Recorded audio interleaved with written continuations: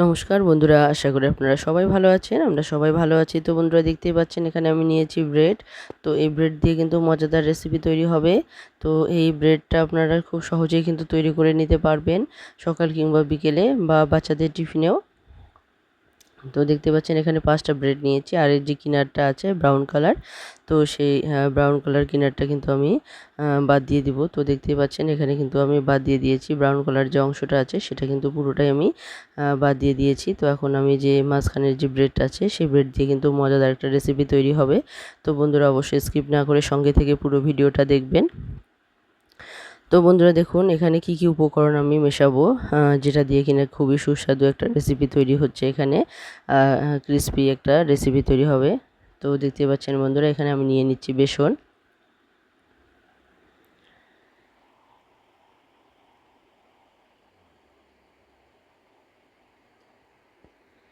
তো 5টা ব্রেডের জন্য এখানে আমি নিয়ে নিচ্ছি চায়ের কাপে আন্দাজ মতো, চায়ের কাপে 1 কাপ পরিমাণ বেসন, আর চায়ের কাপেরই আন্দাজ মতো মানে 1 কাপ পরিমাণ কর্নফ্লাওয়ার আমি এখানে নিয়ে নেব।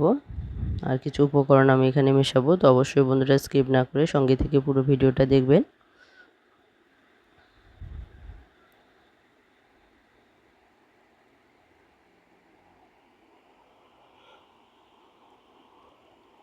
দেখতেই পেলেন এখানে আমি নিয়ে নিলাম কর্নফ্লাওয়ার। তো এখন আমি এখানে মেশাবো হচ্ছে গিয়ে স্বাদ মতো লবণ। তো দেখতে পাচ্ছেন এখানে দিয়ে দিলাম স্বাদ মতো লবণ, সামান্য কালো জিরে,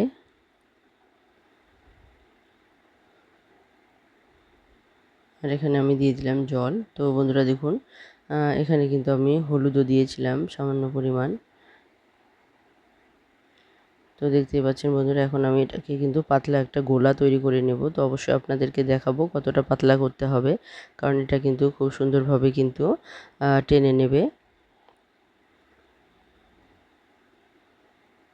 তো দেখতেই পাচ্ছেন কতটা পাতলা হয়েছে, এটা কিন্তু একদম লেগে যাচ্ছে না। তো দেখতে পাচ্ছেন কীরকম পাতলা হয়েছে। তো আপনাদেরকে একটা স্পুন দিয়ে আমি দেখিয়ে দিচ্ছি। এটা কিন্তু পাতলা করে নিতে হবে, তাহলে কিন্তু খুব সহজেই কিন্তু ব্রেডটা চুষে নেবে। আর শুষে নেওয়ার পর কিন্তু অবশ্যই এটা মানে একটু একটু করে কিন্তু গাঢ়া হতে থাকবে, কারণ প্রথম যে লেয়ারটা হবে সেটা কিন্তু একটু শুষে নেবে, তারপর কিন্তু আরও একটু গাঢ়া হতে থাকবে। তো বন্ধুরা দেখুন, এখানে যে ব্রেডগুলো আছে, তো কড়াইয়ের মধ্যে কিন্তু আমি তেল দিয়ে দিয়েছি হালকা। তো দেখতে পাচ্ছেন হালকা তেল দিয়ে দিয়েছি, আর এই তেলের মধ্যে কিন্তু আমি এটাকে উল্টে পাল্টে কিন্তু একটুখানি সেঁকে নেব। তো কড়াই আমার গরম হয়ে গেছে। তো দেখতে পাচ্ছেন বন্ধুরা, তো এইখানে এই যে ব্রেডটা আছে, তো এটাকে আমি সেঁকে নেব। তো যেহেতু আমি তেল দিয়ে দিয়েছি, যার জন্য কিন্তু ব্রেডগুলো এখানে লেগে যাবে না, খুব সহজেই কিন্তু উঠে আসছে। তো দেখতেই পাচ্ছেন, তো এভাবে কিন্তু হালকা তেল দিয়ে কড়াইয়ের মধ্যে তারপর কিন্তু এই ব্রেডগুলোকে ভালোভাবে সেঁকে নিতে হবে। তো বন্ধুরা, এখানে প্রায় আমি সেঁকে নিয়েছি। তো এই ব্রেডগুলোকে কিন্তু বেশি কড়া করে সেঁকবেন না, তো হালকা শুধু উপরের যেন আস্তরণটাই শুধু সেঁকা হয় এরকমই সেঁকবেন, বেশি মুচমুচে করবেন না।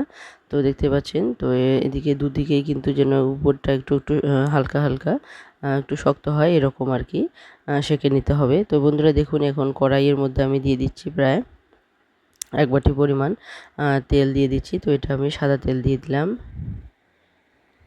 তো এই কড়াইয়ের মধ্যে সাদা তেল দিয়ে দিলাম। তো তেলটা একটুখানি বেশি করে দিয়ে কিন্তু এটা ভাজতে হবে, কারণ এখানে যেহেতু ব্রেডগুলো একদম শুষে নেবে জলগুলোকে, তো সেজন্য কিন্তু একটু তেল বেশি করে দিয়ে এটাকে করে নিতে হবে। তো বন্ধুরা দেখুন, একটু আমি নাড়িয়ে নিলাম, আর এখানে ব্রেডটাকে চুবিয়ে নিলাম। তো ব্রেডটাকে চুবিয়ে নেওয়াতে এটা যেহেতু পাতলা, তো গোলাটা যেহেতু পাতলা, তো খুব সুন্দরভাবে কিন্তু ব্রেডটা পুরোপুরি শুষে নেবে। আর এখানে যে তেল একটু বেশি করে দিয়ে ভাজতে হবে, তাহলে ভেতর থেকে খুব সুন্দরভাবে এটা ভাজা হয়ে যাবে।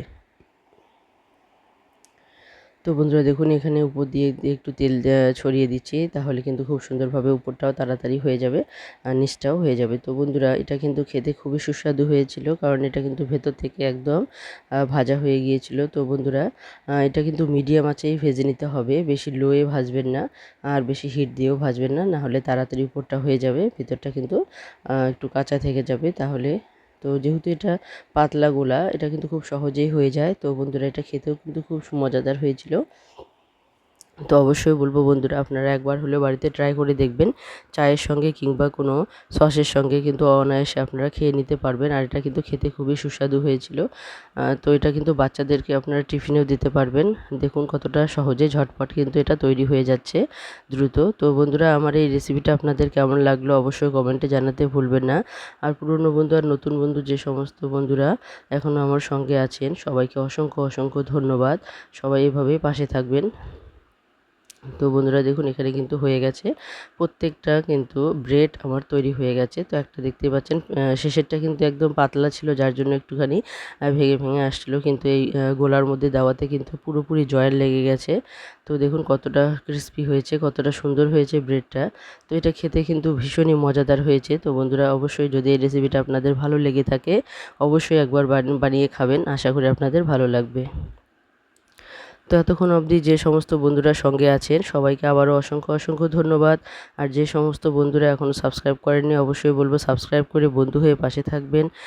তো অবশ্যই আমি সবসময় চেষ্টা করব আপনাদের পাশে থাকতে। আর যে সমস্ত বন্ধুদের কোনো চ্যানেল নেই তারা অবশ্যই সাবস্ক্রাইব করে বেল আইকনটিকে ক্লিক করে রাখবেন, তাহলে যে কোনো নতুন ভিডিও আসা মাত্র আপনাদের কাছে পৌঁছে যাবে।